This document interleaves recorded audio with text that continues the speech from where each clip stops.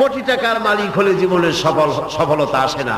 গাড়ি বাড়ি ইন্ডাস্ট্রির মালিক হলে, ক্ষমতায় গেলে জীবনের সফলতা নয়। ওই আল্লাহ পাক বলছেন, হে বিশ্বাসীরা, জীবন তোমার সফল হবে আল্লাহকে ভয় করো। কারে ভয় করতে হবে? রাষ্ট্রকে, পুলিশকে, আর্মিকে, প্রধানমন্ত্রীকে, প্রেসিডেন্টকে। কারে ভয় করতে হবে? জোরে চিল্লায় বল, আল্লাহ রাব্বুল আলামিনকে ভয় করো, নেক কাজ করো। সেই নেক কাজগুলি তোমার জন্য জান্নাতে যাওয়ার ওসিলা হয়ে যাবে। সুবহানাল্লাহ।